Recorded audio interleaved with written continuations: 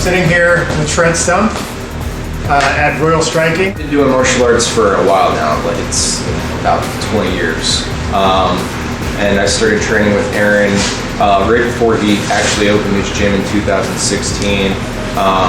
And then, yeah, I actually had an injury in my hand where like I couldn't fight for a little bit, and you know, he actually got me back in to training after that injury.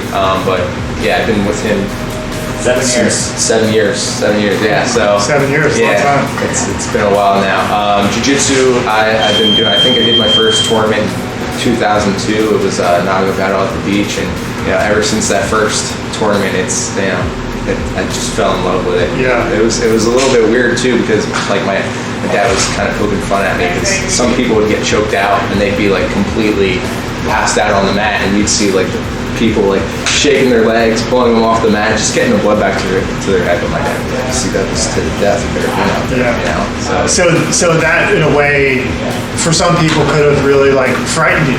Oh yeah, from pursuing, especially as a kid, you know. And the way I took it is like, you know, I was there and it was like, oh, I'm back now. Yeah. And that's actually like something, you know, I get before every fight. I get like super nervous. So you do get nervous. Yeah, super nervous. I'm like, I see the door right there, and I'm like, okay, like I can run out that door right now, but you know, there's you know, so many people there to support you, and the journey of like a fight camp is just so long. You put so much work into it.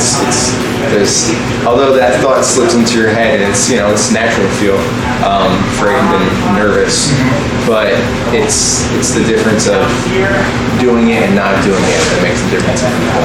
So, if you could put it into words, what transpired, or at what point did you take your jiu-jitsu journey and your interest in martial arts in general and have that mindset to take it to that next level and maybe, you know, embark upon a professional career as a fighter? To be honest, I've always wanted to fight. Like ever since I was little, I saw my first UFC, watching the first season of The Ultimate Fighter, especially seeing Forrest Griffin and Stephen Bonner fight for, you know, the 5-figure contract at the end, and that was just a barn burner. And it's kind of like fighting is something that it seems like these people who fight, they're almost like superheroes, but yet in a way, like they're ordinary people. If you look at people like Demetrius Johnson, he became a world champ, and he was like working a daytime construction job. So it's ordinary people doing these things that seem so next level, but what it really takes is just practice and repetition, and you know, putting in that time. And you know, being a kid, you know, in martial arts since I was at least 4 or 5,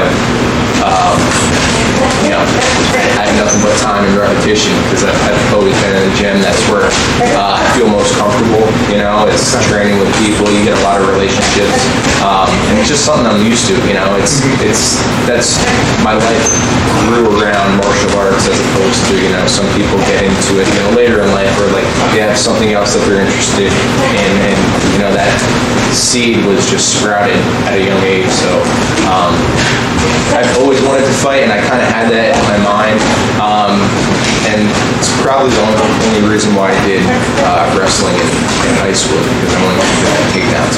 You can't be bad at takedowns when it comes to fighting. Not nowadays. Yeah, wrestling is a integral part of martial arts, and not just, you know, the offensive part, but the defensive part too. If anyone can stand up and fight, but if you're getting taken down and don't know anything on the ground, you're gonna get pieced apart. You could actually see that in like the first UFC fights. You know, sure. Where it was crazy. Yeah, no one knew what he was doing. Yeah, he was just taking people apart. So. Yeah. So it's interesting. So you kind of had this background from a very young age. You know, it kind of sparks a few different questions in my mind. We talked a little bit off camera about what you think it is that allows you to have this mindset to kind of step into a ring or a cage, and you kind of spoke about making kind of an agreement with this person that you're fighting. And people come out and watch you fight, and the jitters that you have kind of leading up to that fight, every drop of sweat you put on the mats leading into a fight, and then you're there. And your name is called. And you walk out, and you got your team behind you, and whatever track you chose is playing, you're pumped. Like, what's going through your mind at that point? It's a surreal feeling. I'm usually focusing on just getting in there and just doing what I do. Getting the job done. Getting the job done. Definitely, you wanted to get it done as quickly as possible, but also as clean as possible.